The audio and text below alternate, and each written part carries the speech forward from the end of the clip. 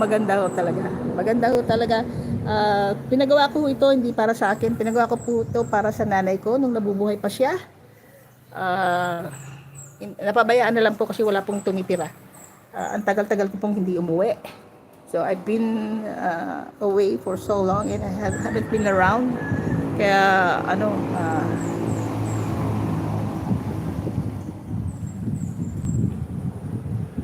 Sir Alex, pasensya na hindi ako nakatambay kasi po paggabi dito wala halos pong signal. Hindi pa ako pwedeng mag-live ng gabi. Sa umaga ngayon, Sunday, walang kalaban sa signal. Sa pag-live ako at iba yung ginagamit ko. Yung akin pong mobile na smart, hindi po siya hindi po siya gumagana dito. Hindi gumagana po dito ang smart. Wala naman po ako ng ibang service provider. Yung po dito ang ginagamit ko ngayon na dinala ko, ang kinaloadan ko. Pero grabe po 'yon. Sobra pong kumain ng data 'yon. Kaya hindi po ako nagla-live sa gabi. Pasensya na, bawi na lang later on. Oh, why? How come? How come your channel got deleted? Okay. Bawi na lang po. Pagbalik ko ng Canada, ay, bakit kaya dito napaka damot ng mga service provider, at saka sobrang mahal. Well, mahal in terms of sa mga Pilipino na hindi dapat affordable eh. Dapat affordable ang internet dito kasi yan necessity na yan eh. Necessity na yan sa personal at saka business sa business ng mga tao.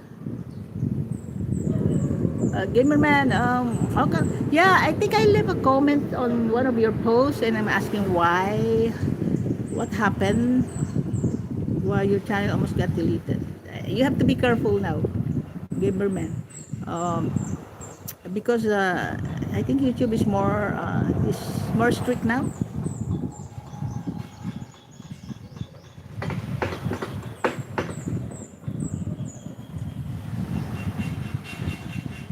Oh, okay. You know the solution there?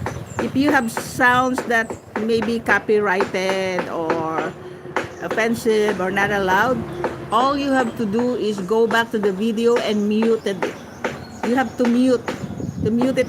Don't delete the video, mute it. Okay? Because I always encounter the same problem. Sometimes unknowingly, while I'm filming, I can catch some sounds, musics that have copyrighted. So what I'm gonna do is just go to YouTube Studio and mute the area wherein there is a copyright. It's easy to solve. Don't worry. Every problem that's being raised by YouTube, there's always a solution. And I know that YouTube will always make a suggestions to you how to solve the problem. Okay, that's good. All you have to do is just address it and don't be despair, don't be discouraged. Just go on. If you really like blogging, you should have the patience to continue. That's good.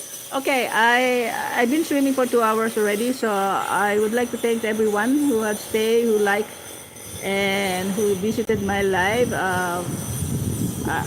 Lawin Vlog, thank you so much. Maraming salamat, bossing, for coming.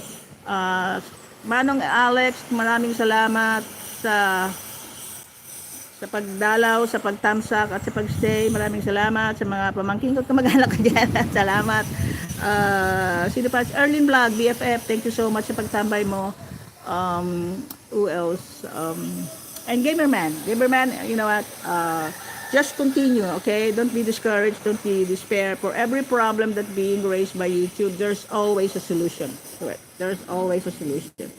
All you have to do is go to YT Studio, go to the community and tell your problem and they will help you. Okay? It's a good alternative world. Another space in the world wherein you can be entertained and you can help others. Well, all right? So, thank you so much everyone. Yung mga hindi ko nabanggit, pasensya na.